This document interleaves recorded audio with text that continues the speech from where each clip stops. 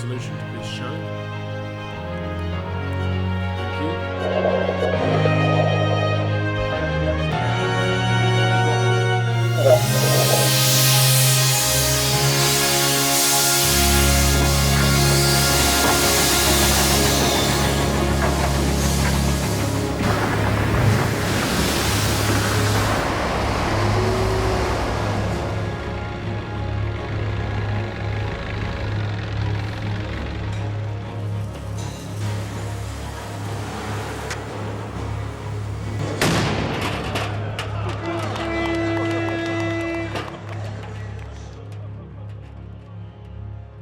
In the 1860s, 1865, various societies had cropped up and stabs at trade unionism up and down the country.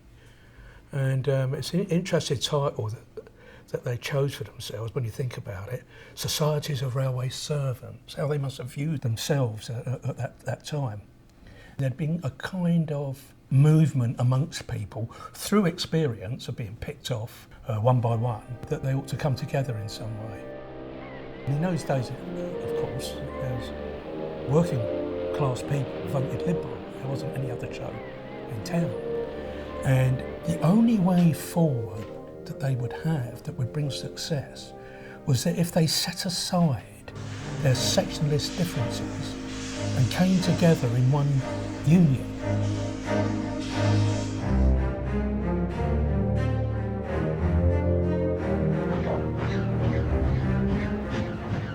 In the shipping industry too, organised workers were inching their way towards creating a national union in the wake of the failure of a succession of port-based unions. British shipping was hegemonic. They were the world's carriers.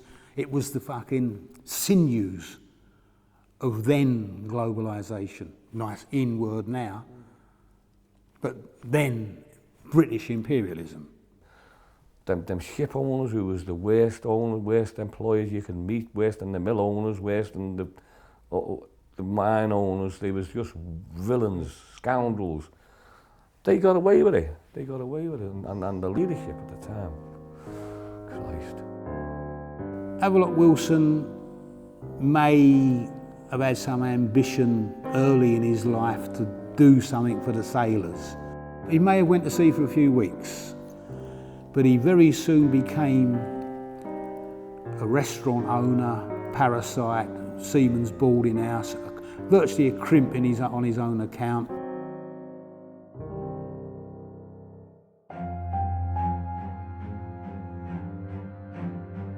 In 1900, 1,300 rail workers at the Taff Vale Company struck in support of a victimised union activist. Evictions took place of workers living in tied company houses. ASRS members intercepted trains carrying strikebreakers from London, half of whom were turned back. Trains carrying others were sabotaged.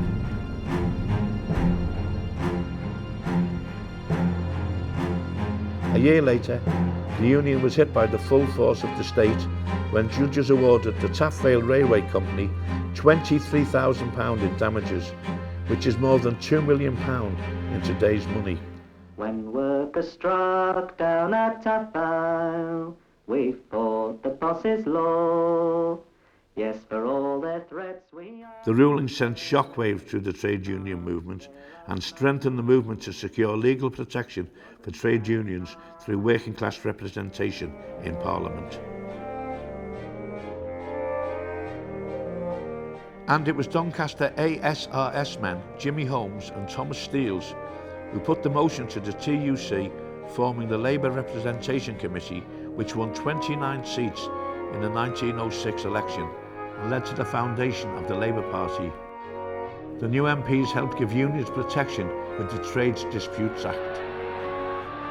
A further spur towards industrial trade unionism came with the huge 1911 national transport strike, called by Tom Mann, after police charged seamen and other strikers in Liverpool.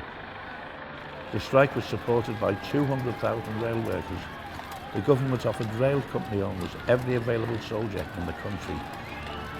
The actual spark was on two Liverpool-owned ships in Southampton, And then it spread very, very quickly. Now the Liverpool strike, I mean, that was very hard fought.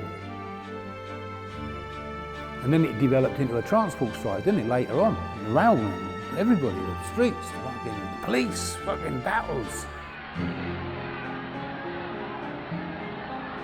In the wider world, powerful political movements promoting socialism and communism were gaining ground. Revolutionaries came in and out of London spreading the message.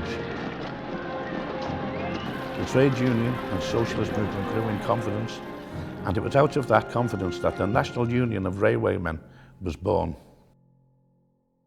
The decision to form an industrial union embracing all workers in the railway industry, and it's important to stress what a revolutionary idea this was.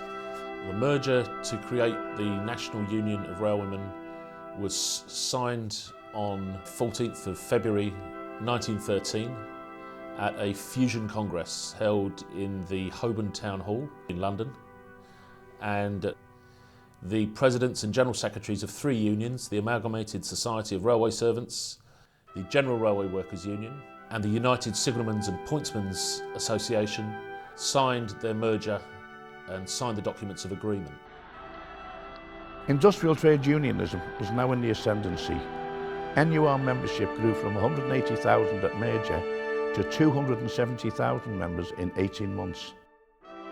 The union adopted a radical programme, including equal representation in managing the industry and an 8-hour day. But there were political tensions.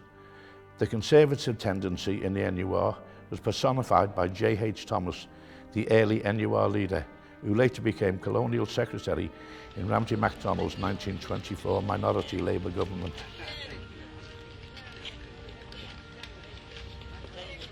Two years after the NUR's formation, with the country embroiled in the First World War, the first 2,000 women were enrolled to take the place of men fighting in the trenches, only to find themselves dismissed or relegated to female grades once the war was over.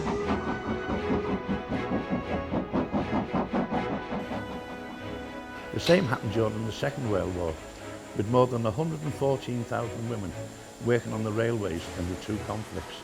But despite harassment, discrimination and prejudice, the number of women in the industry slowly increased in the latter half of the 20th century.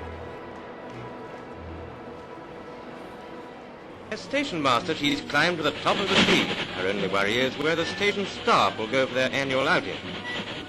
A few miles from the station, we found a gang of women platelayers.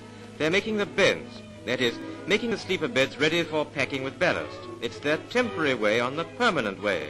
And they're doing a tough job with a heavy spade and a light heart. Yes, it's heavy going. I was certainly the first woman train driver to work out of the depot that I was there based at, which was Glasgow Queen Street. And my training overlapped really with the industry preparing for privatisation. So I was trained on Class 37 locomotives and was the only woman in my year group and all that sort of thing, because the driver training takes the best part of a year. It was something really good to learn the control of a Class 37 locomotive. It's quite cool. But it was good to understand that you could manage that. It wasn't about your strength, your own strength or anything. It was about understanding what you were driving and the conditions and the track and all those things. When I became a train driver, that was 1992, and by then I was very involved, well, throughout my time in the I was very involved in the union, and through the union it was possible to get a tremendous amount of support. Well, I started off as a ticket examiner, then I moved on to the guard, and then I went into the driver's grade. There are some women now in every job you can think of, I think, and that's a good thing. Like, women are 50% plus of the population, so it's quite good if workforces mirror that, right? It makes it more likely, even from the company's point of view, they'll provide a better service, and it certainly makes the trade union movement better. The membership has grown within the union, and now it's 10% of the membership are female, which is a big achievement, and I'm sure it'll grow. The Great War ended with a growing revolutionary atmosphere across Europe.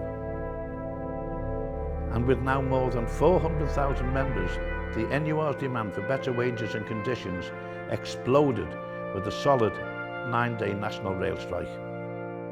The strike was denounced as an anarchist conspiracy by Lord George, but rock-solid support forced him to reach a settlement with the NUR, now one of the most powerful unions in the country. Alongside the Miners and Transport Workers Federations, the NUR became part of a powerful Triple Alliance in 1914. The NUR played a key role in the 1926 general strike, which was called by the TUC after the coal owners tried to impose pay cuts of up to 40% and longer working hours. From May the 4th, hundreds of thousands of rail workers took action, knowing that a defeat for the miners would be a disaster for all workers. 10 days after the strike began, the TUC called it off, with NUR General Secretary J.H. Thomas arranging secret negotiations behind the backs of the miners. But support for the strike amongst rail workers was overwhelming, with 99% on strike on the very last day. Many stayed out after the official end of the strike, as the employers tried to victimise those who had organised it. The miners fought on alone for 6 months.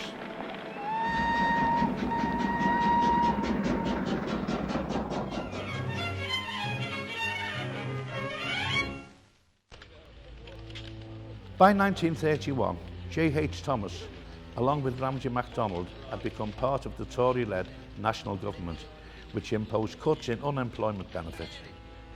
He was expelled from the Labour Party and removed as NUR General Secretary.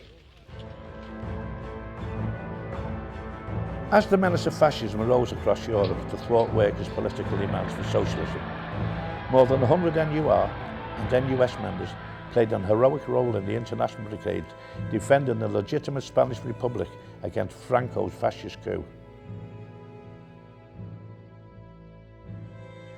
NUR General Secretary John Marchbank was sued by British fascist leader Oswald Mosley for alleging he was plotting to overthrow the government.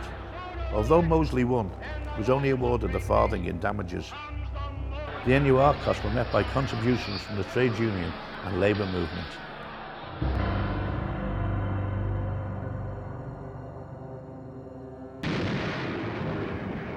More than 300,000 merchant seamen and rail workers went on to serve in the Merchant Navy and Armed Forces in World War II.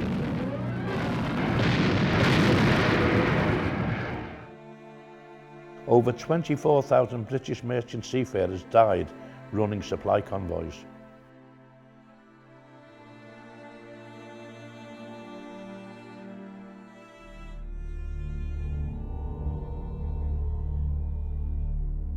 As fascism was defeated, the first majority Labour government was swept to power in 1945. 15 MPs were NUR members.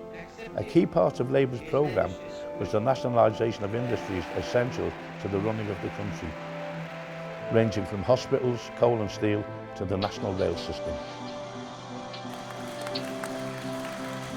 Nationalisation had been union policy for more than half a century, and on January the 1st, 1948, the Attlee government boldly put the big four rail companies into public ownership.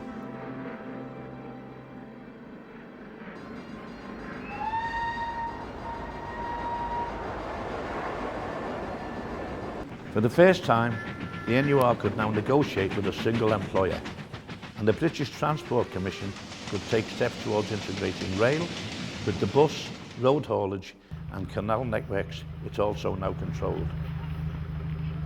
But there were serious problems with Labour's model of public ownership. The workforce had no say in how the network should operate, and the compensation payments to private shareholders, valued at £20 billion in today's money, hampered the government's ability to invest in a network heavily damaged by bombing. Despite its achievements, Labour lost the 1951 election to the Tories, who had mobilised the middle-class vote dormant in 1945. They then remained in office for the next 13 years.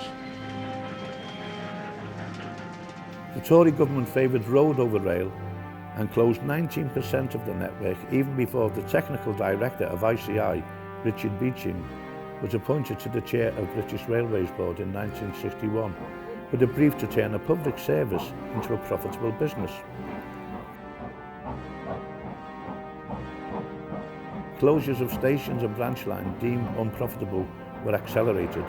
There was a class aspect to the closures, as some routes were spared as they were on aristocrats' land who needed to bring in their workers. The Beeching Axe was wielded by successive Tory and Labour governments, and by 1969 track had been reduced by a third and stations by more than a half. The workforce stood at 390,000 in 1955, but had declined to 170,000 by 1980. The emphasis now shifted from rail to road building. Despite the fact that we were a small island, they decided, in essence, to turn the country into a concrete jungle.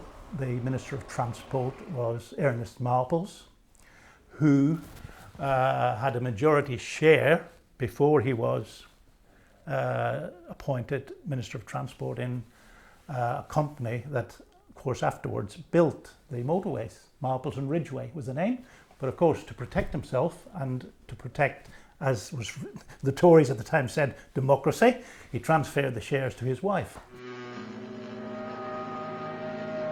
Britain's maritime industry was also heading into choppy waters, with massive discontent with low pay and dangerously long hours fueling a growing militancy.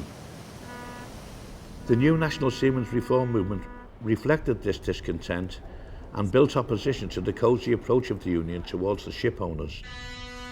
No officials were elected. The only elections that took place in the Seamen's Union for the General Secretary. All appointments, so got them by the balls, haven't they? You know, you're out of a job if you don't toe the line.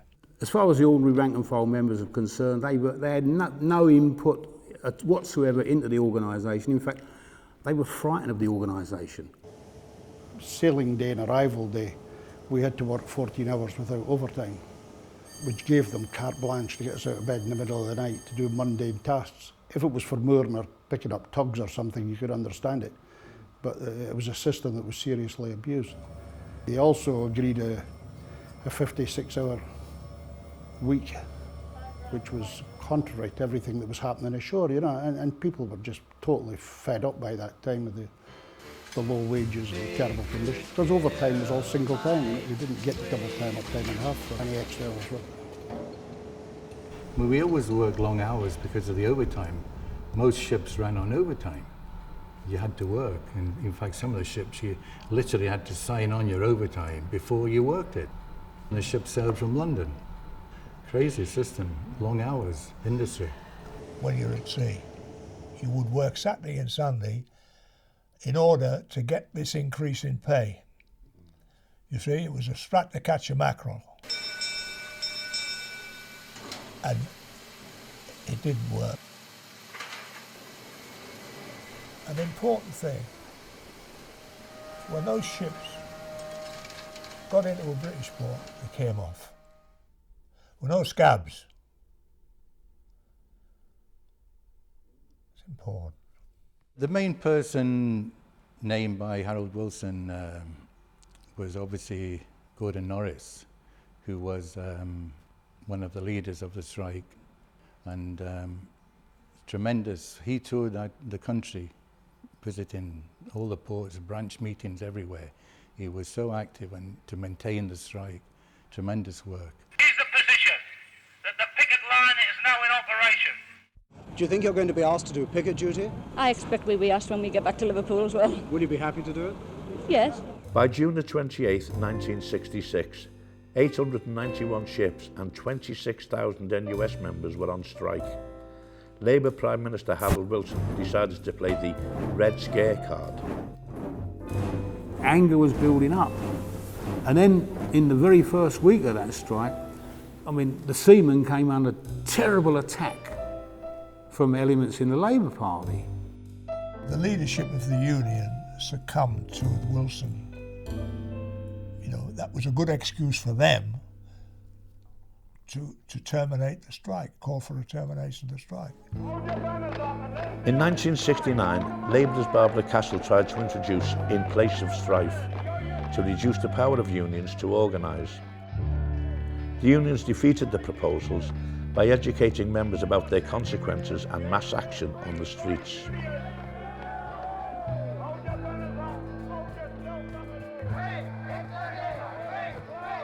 The industrial bill that was being put in at the time, once again they tried to set up an industrial court which would have fined trade unions. Trade unions in the 70s defied paying money to the government of the day, and once again defeated that bill which strengthened the trade union movement. Every time they defeated these bills, the trade union movement membership went up. It was only when they kowtowed to the legislation that the membership went into decline. In 1971, the Tory government of Edward Heath introduced the Industrial Relations Act, imposing punitive restrictions on trade unions. When 5 dockers were in prison for picketing under the Act, a massive wave of strikes and demonstrations won their release. 5 of us was put in by a political cause, and it was the trade union movement that got us out.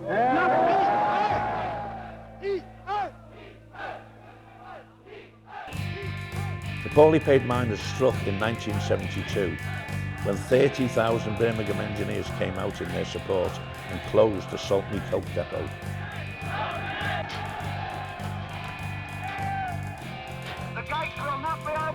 They struck again in 1974, with Ted Heath declaring a state of emergency and a 3-day week. In the 1974 election, the public backed the miners against Ted Heath, and Wilson led Labour back to power. Ted Heath was deposed as Tory leader by Thatcher, who declared war on the unions and the miners in particular. And the Tories had made it very clear that they would come back again. It was a case of who they were going to come back with at the helm.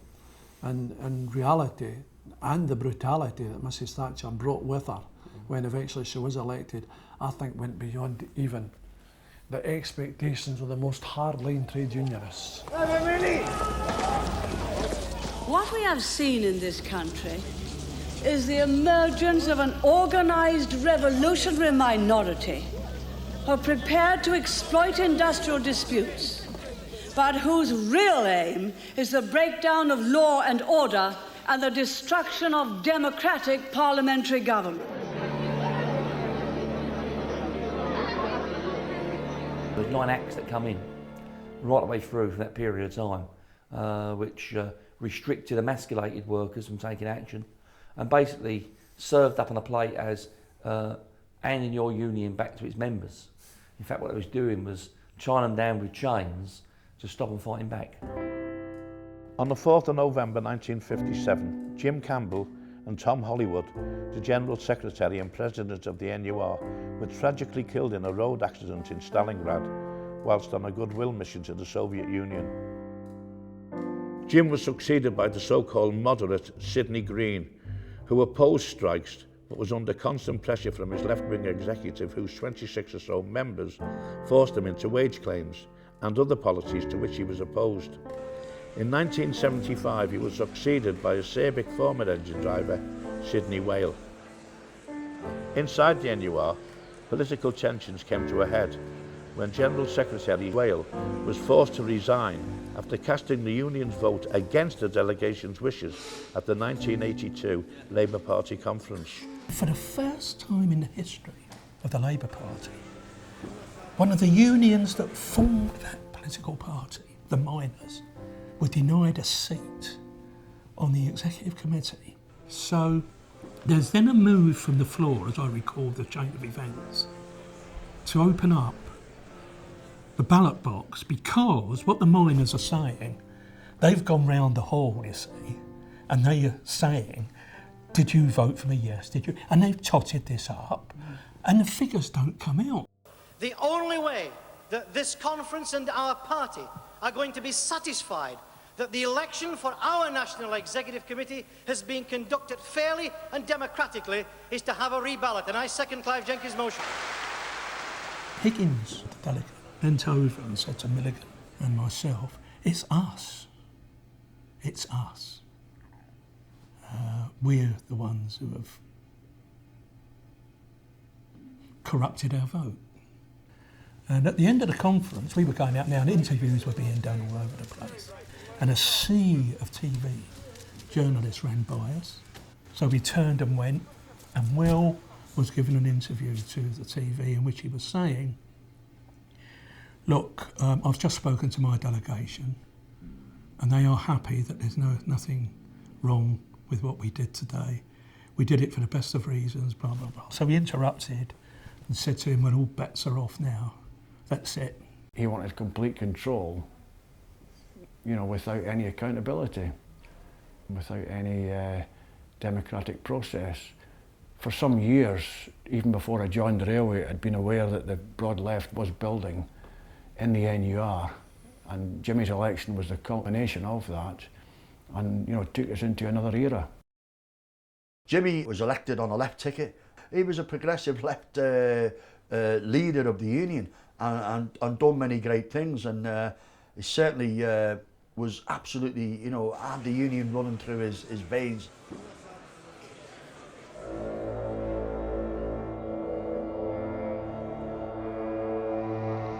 In 1984, Thatcher sought final revenge on the National Union of Mine Workers. I don't think anyone believed that when this strike started off, it would go on for a year. I mean, you know, let's face it, it's a struggle to get people out for a day. But to get the mining community out for a year, and before that have an overtime ban, was an absolutely incredible feat.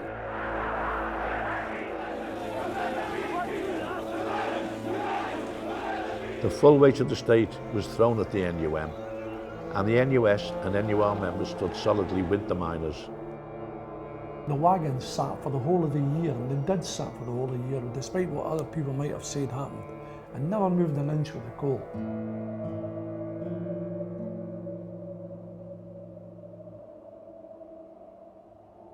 I went on those picket lines with those miners, the flying pickets, Orgreave, where we had big battles with the police, and I mean big battles. And you used to get police officers saying to you, you stop out on strike, boys, because you'll buy me a new kitchen. They just used to take the mickey. But Maggie was hell-bent on defeating the miners no matter at what cost, no matter how much it put the country in debt. Of course, don't forget, it wasn't just the NUR that played a tremendous role. It was the National Union of Seamen that played a tremendous role as well, because they also played solid support in stopping the movements of coal across the seas from cheap places like Poland. A couple of attempts were tried to bring wagon loads of coal onto the ship, which was the Manx Viking at the time. And we said to them quite clearly, you bring it down and you take it back off, because until it's off, the ship ain't going nowhere. Our role in the miners' strike is a role to be proud of. We're proud that we backed the miners' strike, by the way, and a lot of people forget. We lost a lot of workers.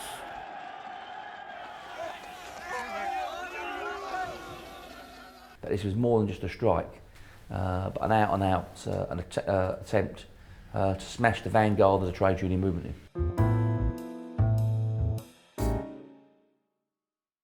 In the late 1920s, the railway companies, they were expanding, and they sort of introduced road transport services, particularly here in the country, like in the West Country, where they couldn't get railway lines or they couldn't get the Acts of Parliament in place. They had motor transport. Public ownership in the bus industry had come about less dramatically than on the railways. By 1970, the vast bulk of buses were operated under the National Bus Company, the Scottish Bus Group and other municipally owned companies. But the privatisation-obsessed Thatcher government deregulated and privatised them all. These are the games that they've played, you know, where one bus, you know, would be driving along, two buses together, and if you saw a bus stop with 3 people on and there was a bus stop down the road with 10 people on, you drove past the one with 3 because you wanted to pick up the one with 10. Buses deliberately sent out to park on bus stops. We would have a driver told to go and take your bus and park on the bus stop in Torquay for 3 hours to stop other operators going on the bus stand.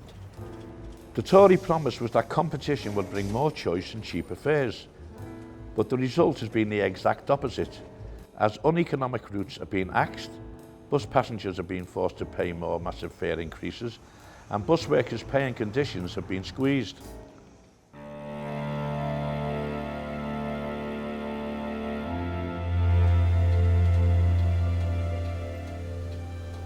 In 1987, years of pressure on jobs, pay and conditions came to a head in the UK ferry industry. Everyone refers to it as the P&O dispute. P&O came out on their own issues as opposed to in support of the other issues that were taking place, the proposed cuts and flagging out at the time. Replacing British crews with foreign crews. Now, we all know that P&O, Dover as it was having their own proposed cuts, and that was close on the back of the Herald of Free Enterprise disaster in the March '87.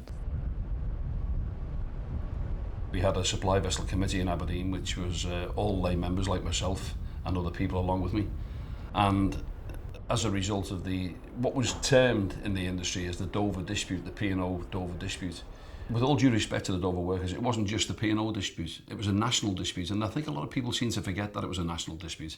It involved the guys on the Ulrich supply vessels in Aberdeen, and as a result of that, lost recognition in those 13 companies, and over 2,000 seafarers were displaced with the recruitment of non-UK nationals to replace them at lower rates of pay.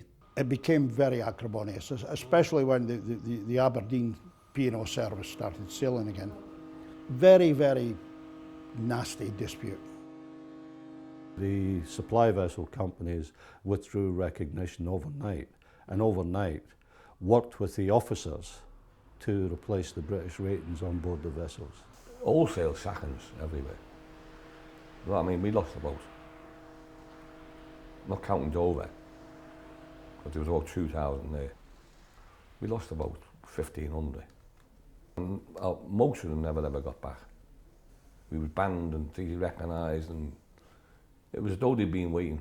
They just come from nowhere with all these so-called seafarers to replace our members.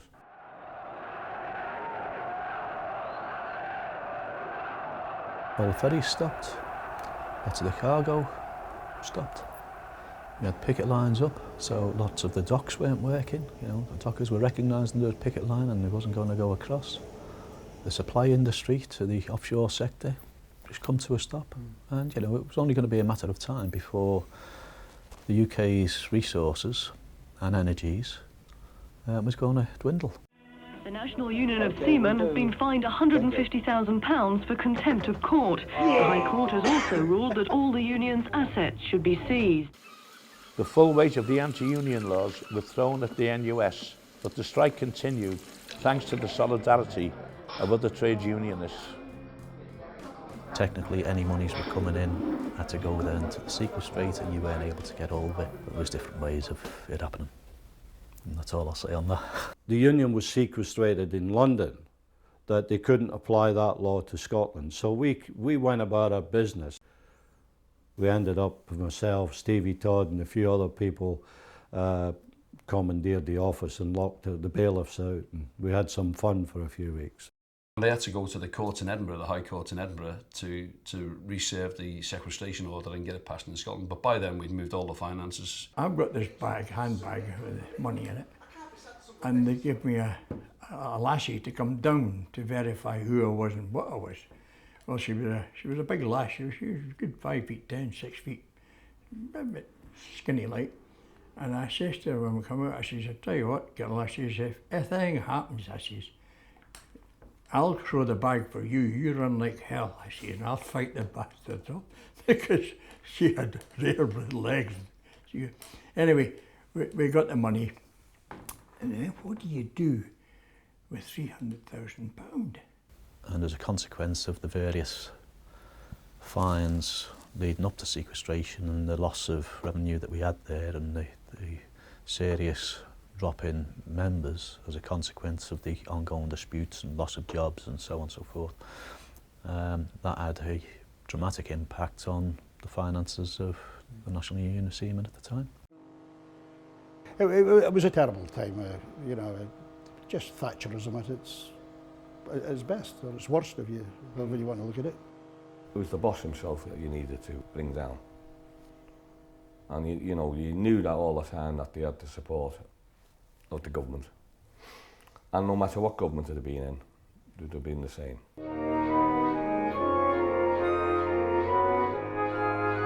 Well, the merger, I mean, it made sense, industrial sense, because even though we didn't overlap a lot with the NUS, not at all in the railway industry, but down in the ports, we always overlapped with them.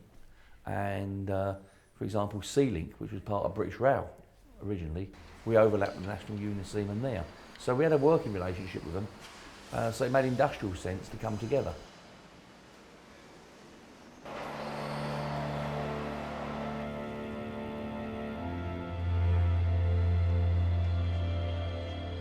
British Rail had long been underfunded and burdened with debt, and Thatcher chipped away at BR's fabric, but it was her successor, John Major, who finally delivered the industry back to the private sector. The European Directive 91440 which separated train operations and infrastructure, was adopted as a blueprint for the sought-after rail privatisation. Privatised services are less likely to strike than public. I mean, the 90s were a period at the end of the day where we were seeing, all the privatisation of major utilities taking place. Water being privatised, electricity, gas, steel, have all been done previously in the last 15, 20 years before that. And they was moving on to the last bit, which was railways. And obviously it wasn't the Thatcher government that actually rolled out privatisation, it was the major government. And of course that was on the stocks. I want to remove British Rail for good from the stand-up comedian's joke book and to turn them into the envy of the world. Workshops was a massive attack on the mainline railway. Number of workshops. Wanted to close them down. I wanted to put them out to private companies.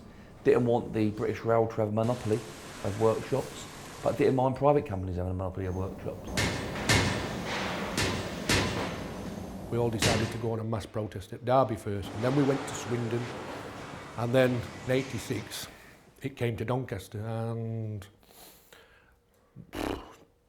3,000 jobs virtually went at Doncaster with a stroke of a pen. All those were attacks at a time, again, when mass unemployment was on. It gave them the golden opportunity to have queues of people outside the gates, still queuing up for work. And the attack on the membership was one that see basically 1 in 4 railway workers disappear out of the railway industry in 7 years. We had to adapt very quickly to negotiate with up to probably 300 different companies, unlike the situation hitherto where it would be in the main maybe 4 or 5 different companies. The biggest one, of course, being the British Railways Board. There was a whole ideological process that went on, led from the top by British Rail, to undermine the public sector ethos and to get workers to think in terms of their company that they'd been identified with, rather than in terms of the industry and the service to the public that they delivered. We were sitting in those union meetings realising you were going to have to devise so many different sets of terms and conditions, although we, as you know, tried to hold it all together around the BR Conditions of Service book, but it wasn't going to be possible because people were negotiating different things. We knew what it was going to do to the industry and to the passengers.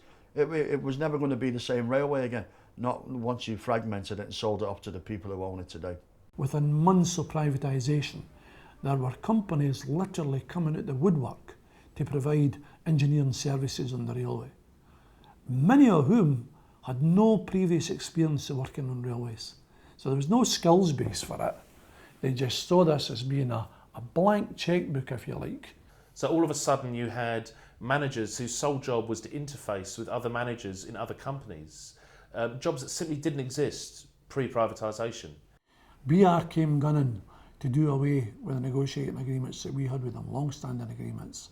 And it was more or less telling us, you might not like it, but this is what's going to happen. We're scrapping them, come hell or high water, we are scrapping away with what's currently in place. And so we entered into a dispute with them over that. And within very, very short period of time, from our recollection, they then hit us with the news that they were going to stop the check-off. And we went from a union of around about 100,000, 110,000 members to a union of below 50,000 members in a couple of years. Paper reductions was done for one and one reason only. It was to destroy our organisation. It wasn't. It was vindictive, and it was about making sure that we lost members. The bulk of our income was derived from membership contributions. The train operating companies, many of them started to contract out catering work and cleaning work. Railtrack, the predecessor to Network Rail, they contracted out a lot of work, and we had to deal with many of their subcontractors. And at that stage, the infrastructure maintenance work was carried out by infrastructure maintenance companies, such as Balfour Beatty and First Engineering, Jarvis. Companies, again, who previously had no connections with the railway industry before. PTS is a very valued thing for somebody who works on the railway, and they go through a quite intensive training to get their PTS certificate so that they can then safely work on or near the running lines, as we call it. These people were arriving with PTS certificates that were bought in pubs. They were photocopies, they weren't even good copies sometimes, but it all derived out of the whole idea of privatisation and throwing what was a very well controlled industry, very safe industry, opening the doors and saying, come on in, get a piece of the action, there's money to be made. We got to a point where Network Rail, being badgered, I think, or being, let's say, heavily pressurised by the then Labour government, reached a point where it couldn't continue. There were so many accidents happening, a lot of which were going unreported in the eyes of the public. There were two types of accidents. There was the big ones, the Potters bars, the TBs, which you couldn't avoid putting into the papers, and the papers getting, and the media getting word of it. But there was a lot of other stuff going on that were never reported. And that resulted in a great undermining of confidence within the railway industry. And it had to be rectified. And I think Network Rail, when they took over, it was to bring all the engineering side back in house, get a hands-on, that type of thing, which was just starting to go completely out of control.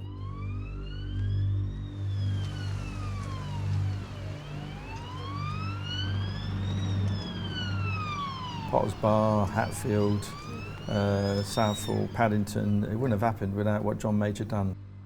To me, he's as much guilty as Thatcher for imposing Tory policies on, certainly on the rail industry.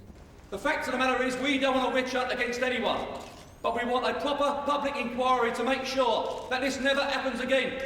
One company was responsible for the wagon, one company was responsible for the wagon it was attached to, and the fact of the matter is there was no standards put in place because of the result of privatisation of BR. Privatisation has bequeathed bureaucracy, duplication of tasks and waste. Between 1992 and 1997, the number of rail workers fell from 159,000 to just 92,000, while train journeys actually increased. Workers maintaining the rail infrastructure were halved. In the last year before privatisation, taxpayer support for British Rail was £1,627 million, while in 2005, a decade after privatisation, £4,593 million of public money was put into the industry. We're campaigning all the time around making sure that the common ownership and public ownership of rail is back on the agenda. We've even shifted now the position of the Labour Party to a certain extent. So when the last franchise collapsed, we had a Labour spokesperson standing up calling for that to be brought back into public ownership and control. Now, I'm hoping the Labour Party have learnt some lessons, but they wouldn't have learnt those lessons if it wasn't for the campaigning our members did, the union did, and the parliamentary group voiced.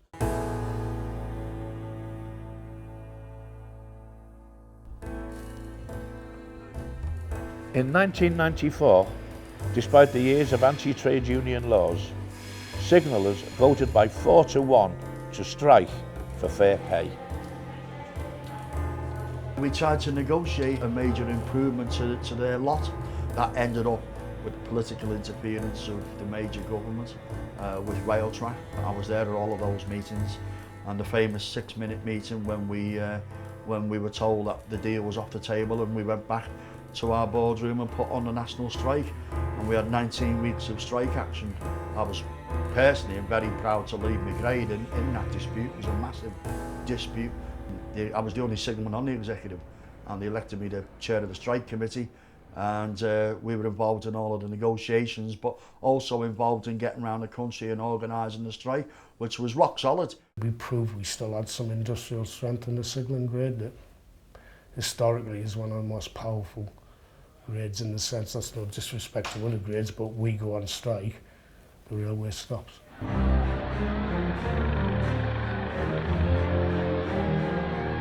When Labour came back in 1997, everybody hoped that things were going to be so much better, and to be brutally frank with you, it's just never happened. A lot of the politicians today, they've never actually been in the workplace, they've never been part of a struggle, they've never had a boss with putting his boot on the throat, where you've got to react to defend yourselves, to defend your mates, defend something in the workplace, because a lot of our actions are defensive, because we get attacked. And they don't understand how you need to organise your strength in the workplace to stave off these attacks from the bosses, and that's the reason why I don't think they understand what the anti-trade union laws actually do down at the grassroots to hamper you. All they're interested in is the big politics. They don't want to be seen giving something into the unions when it's actually giving something into their own voters, because last time I looked, Labour was supposed to be about working class people. People like me and my dad and my mum, who voted Labour all their lives, done the leafleting, read the Daily Mirror, supported Labour, put the posters up. They don't care about us now.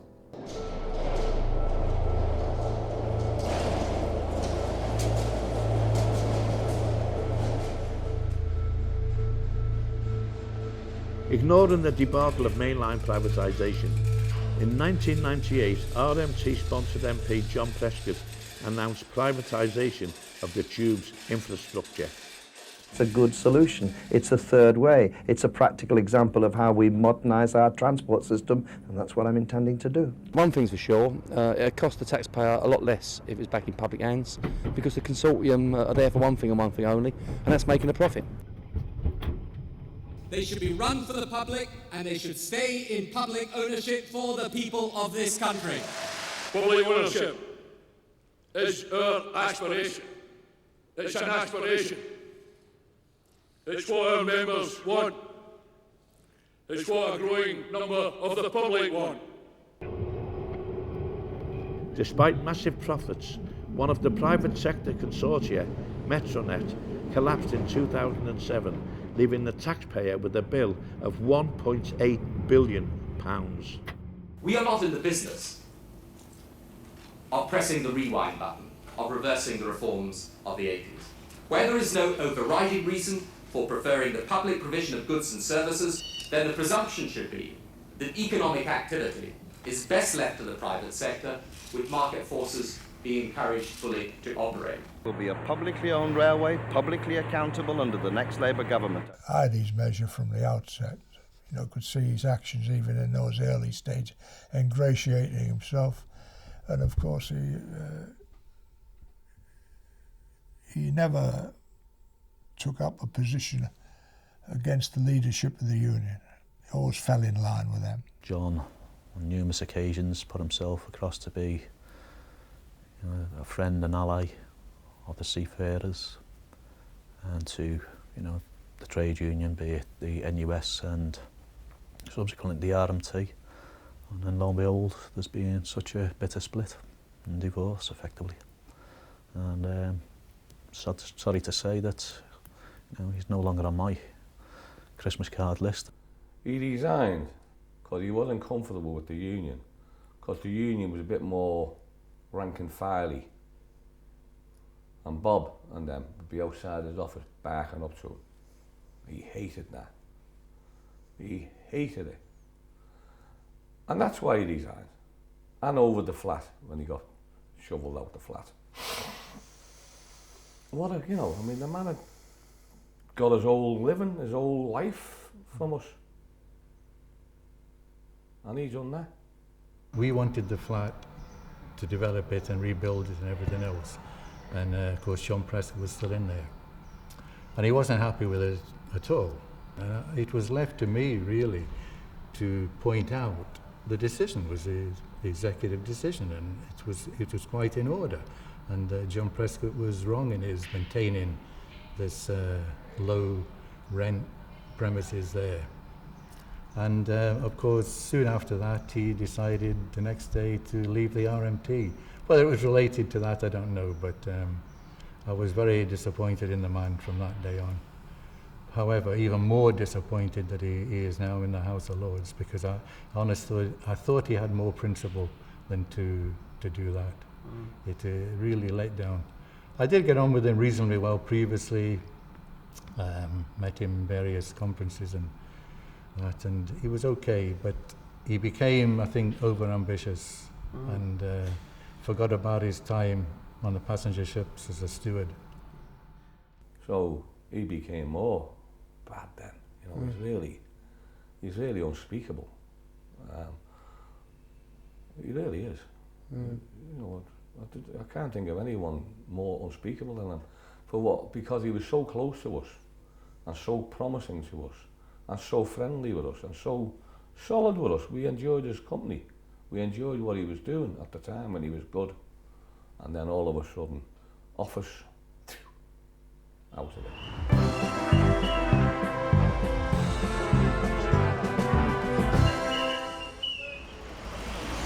You wouldn't believe there was an election on, would you? I've never seen a Labour Party. Wouldn't believe it now, would you? General election getting shut. Committee rooms are shut. It's all gone home.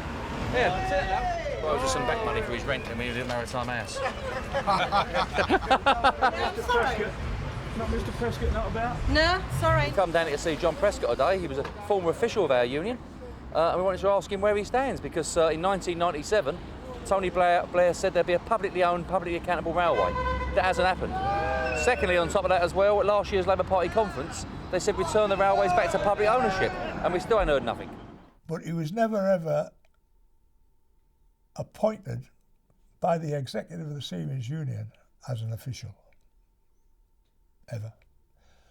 But he enjoyed some of the privileges of the officials, so much so.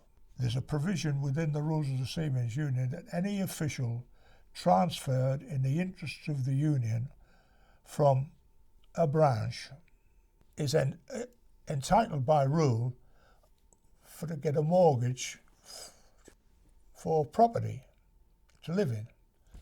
He got that in Hull, but he'd never ever been transferred in the interest of the union, and it was a Salvation Army hostel, big house.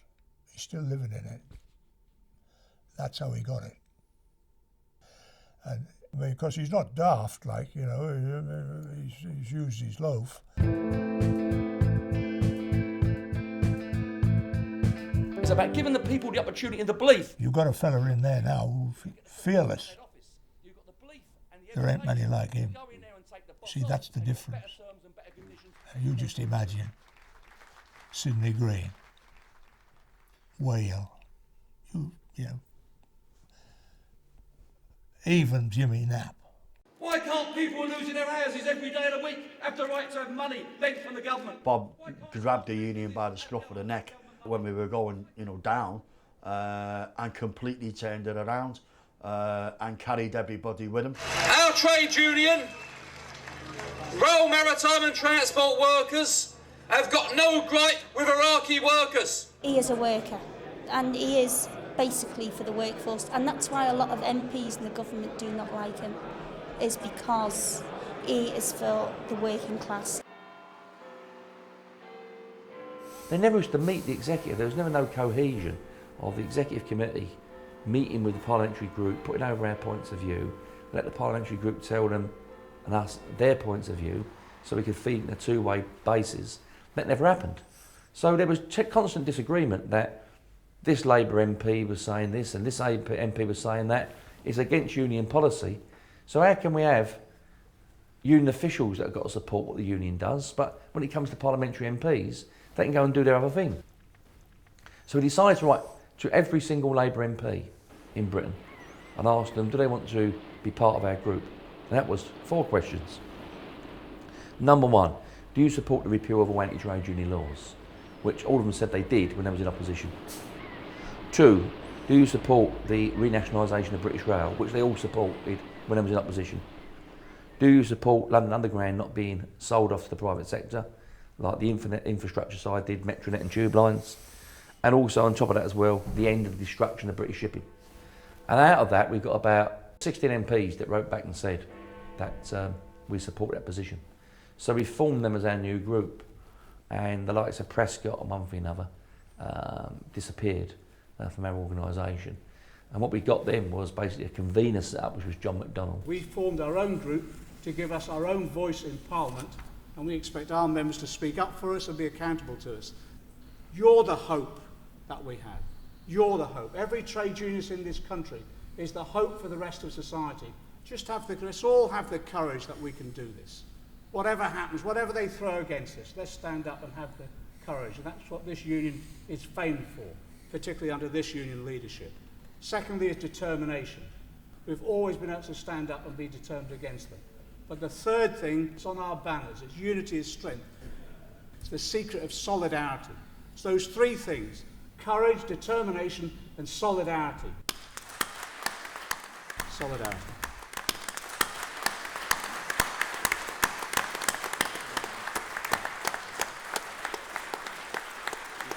Our parliamentary group was doubled in size in that period of time.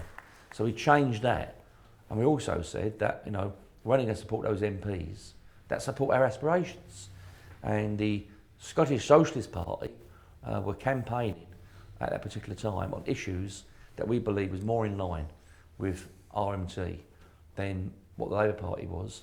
So we decided, through debate, not just in Scotland, for our entire union, that should we support the Scottish Socialist Party? And we said we would. And the Labour Party said that if you give them any money, you're going to be expelled from the Labour Party. And we told them that no one's going to tell us what to do with our money except for our own members. And as a result of that, we were expelled from the Labour Party. No union had a greater tradition at the, you know, within the DNA of Labour than the NUR and the RMT. I fought to keep the RMT within the Labour Party. I was disappointed, and whilst I always agree with collective decisions, I have a view on historically what happened there. I was in the minority, and it was quite a rough time for me in my first term on the executive committee, trying to defend the link with the Labour Party, given that they had undoubtedly let us down. We're certainly not prepared to go on paying thousands and thousands of pounds to a so-called political voice who, when they're in their arena, i.e. a House of Parliament, don't reflect the concerns of our members. I've got no problem with RMT members. The issue is that Bob Crow and his executive decided yesterday to reconfirm that they want to affiliate to the Scottish Socialist Party, a Trotskyite left-wing organisation. I understand yesterday Ian McCartney said that he was concerned about Bob Crow and his controlling group. I'll tell you, the controlling group are the annual general meeting. Every one of them was a lay delegate. Every one of them worked in the railway industry, every one of them elected, and the officials of our union don't get a vote. As a Labour Prime Minister, Tony Blair had reneged on his pledge to re-nationalise the railways and had dragged Britain into the illegal Iraq War. When he was invited to address the TUC Congress in 2006, the RMT delegation did the only thing that its collective conscience would allow.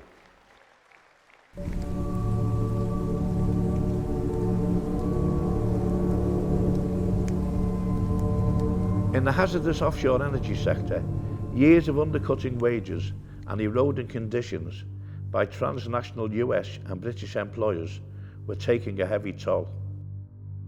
In 1998, the Piper Alpha disaster resulted in 167 offshore workers losing their lives, thanks to the disastrous safety record in a virulently anti-union industry.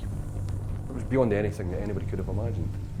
We all worked on these installations and we all thought, you're sitting on a 70,000 tonne piece of kit which is fireproofed and has all these emergency systems on it. But to see a platform just completely disappear was beyond anybody's comprehension. I mean, in the early days, 1980, that was what we refer to as the kick-ass mentality. By and large, run by Americans, the American way. It was a case of, you will do what I instruct you to do, and if you don't, you won't be here. NRB, not required back, was rife. Yeah, well, the 1988 Piper blew apart, took 167 people. And as offshore workers, we knew that all of us were exposed to the same potential outcome as those poor souls. And we wanted trade union recognition. Then a big meeting took place, 1991, and the decision was taken to go for a certificate of independence as a trade union. A trade union of oil workers for oil workers. And OILC as a trade union was born. The hostility that was being shown toward OILC, people were literally being run off and blacklisted for the very mention of the union word, and especially OILC. And on top of that, we met with the wrath of the established trade unions, with the suggestion that we were somehow a breakaway union and that we were undermining their ability to organise, but they were doing nothing. After 20 years of leading the fight in the North Sea, particularly for health and safety, the Oil Industry Liaison Committee merged with the RMT in 2008. The RMT already organised offshore catering workers and divers who won a massive 45% pay rise in 2006 after taking all-out strike action, and the merger made sound industrial sense.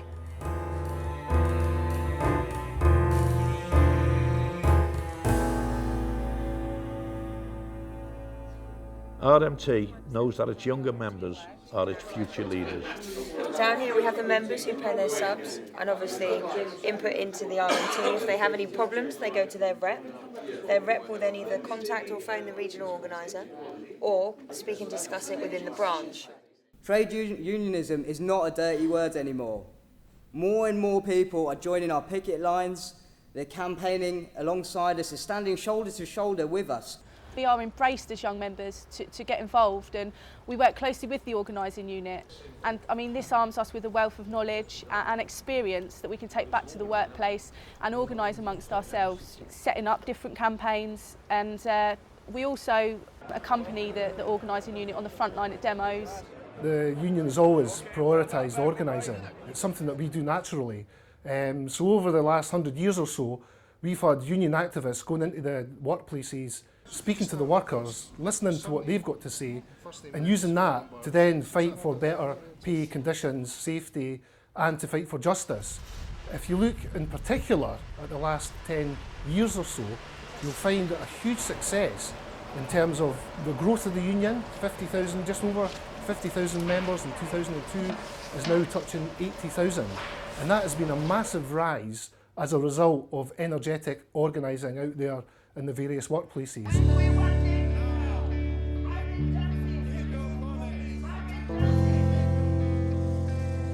Half a century ago, it was the National Union of Railwaymen that broke the collar bar and the anti-Irish discrimination on the railways. I walked into the door, I looked down, there was a corridor with cages one side, and in the cages were a load of white guys walking around. On the other side, it was predominantly black. They were all sitting on a bench. I suppose at that time I didn't know it, but they were waiting for instructions from the guys in the cage for them to go out to do the job. So I turned to the supervisor and I said to him, wait, what's going on here? This doesn't look too right to me. I joined London Underground because this is one of the places that employed a lot of black people. So I thought they'd have a, this kind of thing, apartheid-looking kind of thing, doesn't exist.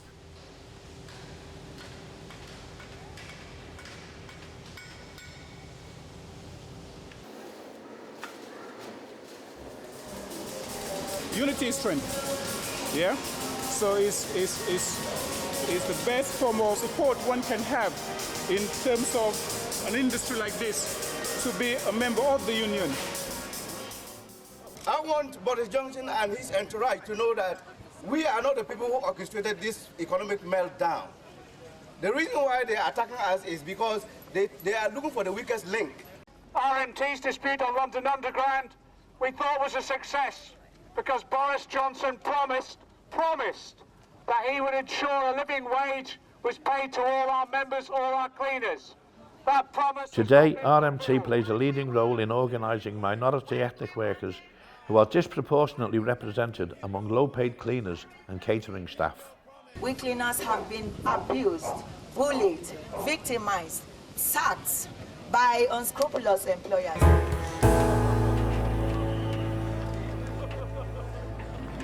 RMT is also leading the trade union fight against the privatising agenda of the European Union and is affiliated to a Europe-wide campaign against rail privatisation.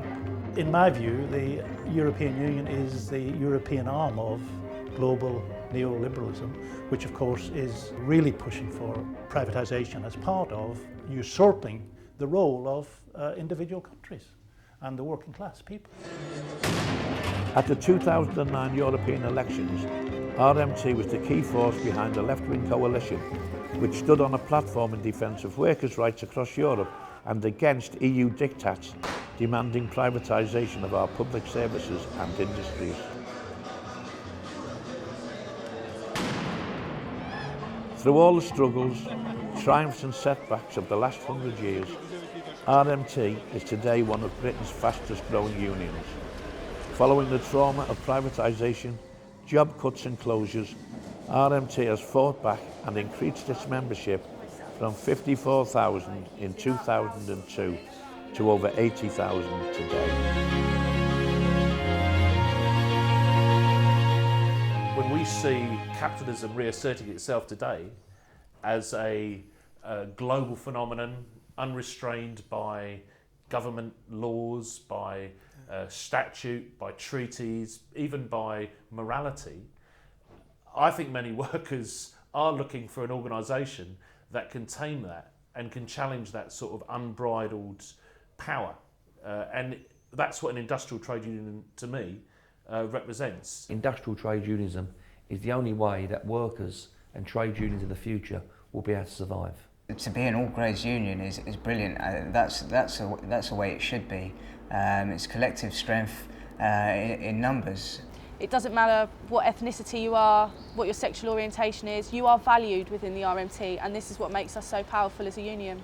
Every worker has a strong voice in the RMT, and that's very important for us. We shall remain a specialist transport energy union because that gives us the power and the influence to get things sorted out in the workplace. If every trade union was like the RMT, the government wouldn't even think about announcing all these cuts. They'd be running scared because they would know that the working class just wouldn't let them do it. We're at the forefront of the fight for working class, and I can't see anybody being overtaken us. I mean, because you mentioned that to people now, oh yeah, the RMT, they're militant, yeah, they'll fight for your worker. And we are getting members on the back that we do fight. We're a high profile union, and Bob's done that and has to take great credit for it, but he has maintained the democratic structure of this union, and he acknowledges and understands that the membership run this union, and we can only go forward as long as we stay that way. Woke up this morning, now I'm ready to organise. Solidarity forever! The workers united will never be defeated! Woke up this morning, join the RMT. Die on my feet, I live forever on my knees. And I'll pass that around. People treat you like this. I just can't do it. Well, Nick, join the union. Join the union. Red rose for me. Woke up this morning, boss man said to me, I gotta let you go, lad, with love on account of the economy. Tell a banker, tell a speculator, have you heard that goddamn news? I was born under a red flag, I'm gonna organize my blues. I just woke up this morning, now I'm ready to organize.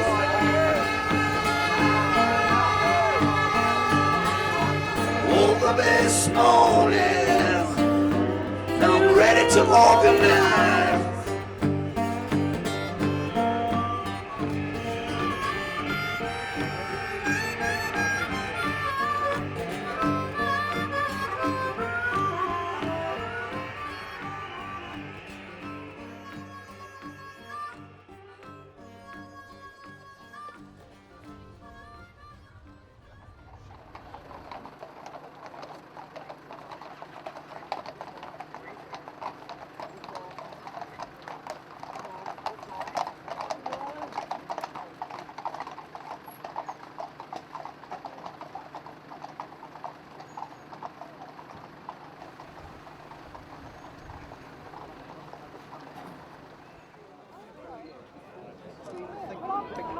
when you hear amongst these thousands of people, you know what his real legacy is. He's given working class people in this country, and in a lot of other countries as well, a real sense of hope.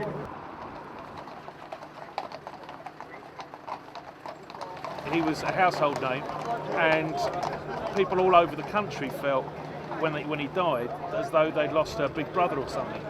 And we need great leaders like Bob Crow, and we may never find another Bob Crow. I don't think we will. He's a one-off. They broke the caste when they made him. Don't mourn for me, organise. And that's what Bob Crow would be saying today.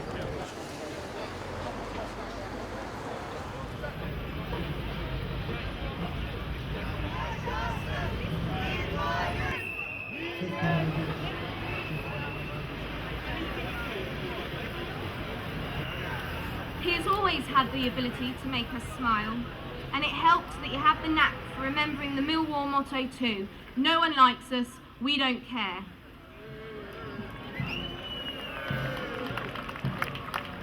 We know that the RMT, you here today, and other Bob Crow supporters both nationally and internationally have it in you to continue to drive forward your campaigns that Rob supported with the same vigour that he did during his life.